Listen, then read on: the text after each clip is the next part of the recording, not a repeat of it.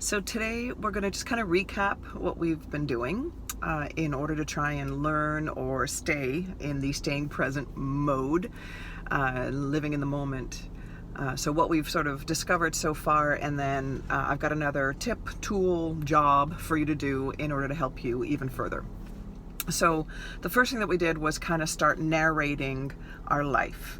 Right? So every little thing that we did, we said, I am now doing this. I am now walking down the street. I am now listening to the sound of the gravel under my feet. I am now taking a deep breath. I am now feeling the air on my skin. I am now reaching for that cup.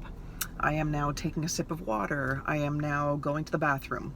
Right? So that was the first thing, and that kind of occupied our brain and took us out of our continual story that we tell ourselves on really a spiral. And keeps us kind of focused in what we're doing, and generally speaking it means less accidents. You're far more you're so much more aware of where you are and so your surroundings and what you're doing, and everything's a little more methodical, and then things kind of slow down a little bit as well. We're not in that sort of feverish state that our minds can lead us into. So that was one. The other one was to then start to understand that as you're placing these thoughts into your head, that you sort of realize, hey, I'm actually in control of my thoughts. So if I'm in control of my thoughts, I am not my thoughts. I am the observer of, I am the witness to, I am the listener. I see them almost like I'm reading a book. So whatever works for you. There's another great analogy, and that is that, your thoughts are clouds and you're the sky behind those clouds. Or put them into a bubble and just watch them kind of blow away. So that is a very profound moment for many people, is when they realize that they're not this thing that you're creating. You are actually watching this thing be created.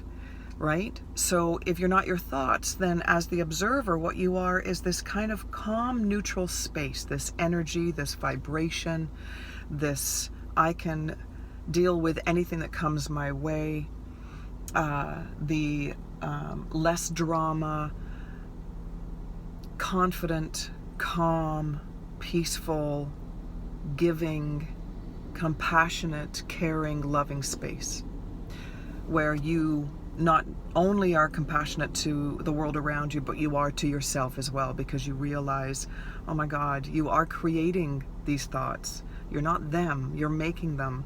And then you kind of calm yourself down by saying, hey, why am I making these thoughts happen? Why am I feeling that I'm not enough, or that I can't do this, or I'm fearful of what's happening in the future, or I'm worried about what happened in the past? Why am I continuously thinking of these things? And that leads us to the third thing that we've sort of discovered in this little journey together, and that is this lizard brain. This part of your brain that is hardwired to protect you. And back in the day, thanks, because you did a great job, and yeah, I was hyper aware of all the danger that was in my environment. But now there's not that much danger, considering what was and what is now. So your lizard brain is conjuring up these dangerous situations in your head. So knowing that it's not actually you that's doing it, I think is quite calming and slightly relieving. And knowing that you're able to control it is an even more calming and relieving feeling. So those are the things that I'm hoping you're, considering. If you forget to do them, of course, I get it, but come back. And maybe rewatch the video, or just remind yourself, like you could have a little sticky note saying, hey, I'm going to stay present today. Hey, I'm going to be aware of what I'm doing today. I'm going to narrate my day today. Hey, I'm going to remember that I have a lizard brain and not fall into that trap, not go down that rabbit hole. And I'm going to add a little humor to it and go, holy shit, I'm doing it again. What the fuck, and just sort of have a little bit of fun with it. Now, the tool that I'm going to offer you today is kind of fun. I love it. And I needed to do it because I've been spiraling, and I needed to come back. So here it is. I want you today, depending on when you're watching this video, it might be tomorrow, but for the next couple of days, I want you to observe the color blue. So I want you to check out all around you and be really actively searching for the color blue. And when you see it, I want you to say blue. And you don't have to say it out loud, but it's kind of fun if you do. But I want you to say blue. And then whatever it is, you know, so if it's a blue, oh my God, a blue car just pulled out. What? That's fun. So if it's a blue car, blue recycling bin, blue street sign, blue watch, you know, there's all, so the deal is this. Why are we doing this? Number one, again, it's taking you out of your spiraling thoughts, your lizard brain, and you're becoming aware of your environment. So that's very helpful, and it sort of gives your time to be the space rather than being wrapped up in the crazy. You're going to give yourself, your true energy, some space, right? So we're going to give it space, and we're going to entertain this energy by asking you to observe blue and bring that color back into your world, and then not necessarily identify what we normally identify.